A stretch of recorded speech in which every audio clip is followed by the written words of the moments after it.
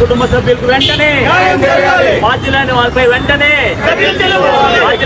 వెంటనే ఈ కూటమి ప్రభుత్వం అధికారంలోకి వచ్చినప్పటి నుంచి కూడా డాక్టర్ బిఆర్ అంబేద్కర్ గారు రచించినటువంటి రాజ్యాంగం కాకుండా నారా లోకేష్ బాబు గారు రచించినటువంటి రెడ్ బుక్ రాజ్యాంగాన్ని అమలు చేస్తా ఉన్నారు.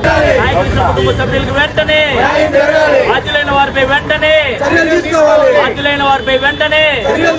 రోజున విజయవాడలో కాదే సాయి కృష్ణ అనేటువంటి 24 సంవత్సరాల యువకుడిని ఈరోజు అత్యంత దారుణంగా పాశవికంగా పోలీసులు అరెస్ట్ చేసి అతను చిత్రహింసకు గురి చేసిన కాపులందరూ కూడా మేల్కోవాల్సినటువంటి సమయం ఆసన్నమైంది. పవన్ కళ్యాణ్ గారు ఎన్నికల ముందు కాపులకి అన్ని చేస్తానని మంచి చేస్తానని చెప్పి అధికారంలోకి వచ్చి కాపుల ఓట్లను దండుకొని అధికారంలోకి వచ్చిన తర్వాత ఈ రోజున సాయి కృష్ణ అనే యువకుని ఇంత పాశవికంగా పోలీసులు చిత్రహింసలకు గురి చేసి అతన్ని లాకప్ టెస్ట్ చేసి కనీసం అతని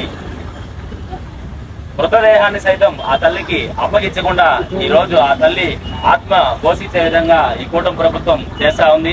ఎక్కడ చూసినా కూడా ఏ సామాజిక వర్గంలో చూసినా కూడా అత్యంత దారుణంగా వాళ్ళ మీద కేసులు పెట్టడం, వాళ్ళని ఇబ్బందులు గురి చేయడం చేస్తున్నారు. మొన్నటి రోజున విజయవాడలో 10 రోజుల క్రితం గాదే సాయి కృష్ణ అనేటువంటి 24 సంవత్సరాల యువకుడిని అత్యంత దారుణంగా పోలీసులు కనీసం వాళ్ళ కుటుంబ సభ్యులు సైతం చెప్పకుండా అతన్ని అరెస్ట్ చేసి పోలీస్ స్టేషన్లో ఉంచి అత్యంత దారుణంగా అతని మీద థర్డ్ డిగ్రీ ప్రయోగించి అత్యంత పాశవికంగా అతని మర్మాంగాల పైన అతని వేళ్లను కూడా సైతం కొట్టి దానికి కట్లు కట్టి ఇవన్నీ కూడా చేసి అతన్ని చిత్రహింసలకు గురి చేసి అతన్ని పోలీస్ స్టేషన్లో చంపేయడం జరిగింది.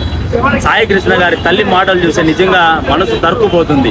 పవన్ కళ్యాణ్ గారు ఎన్నికల ముందేమో కాపులకు అండగా ఉంటాం, కాపులకు అంతా మంచి చేస్తాం, మంచి పథకాలు తీసుకొస్తాం అని చెప్పి కాపుల యొక్క ఓట్లను దండుకున్న పవన్ కళ్యాణ్ గారు ఈరోజు కనీసం దాని మీద నోరు ఎత్తకపోవడం నిజంగా బాధేస్తుంది.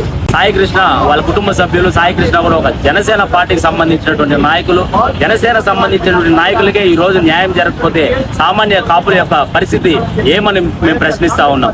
ఇంకా హోమ్ మినిస్టర్ అనిత గారు కూడా ఈ విషయం పైన ఏం మాట్లాడకపోవడం నిజంగా బాధేస్తా ఉంది.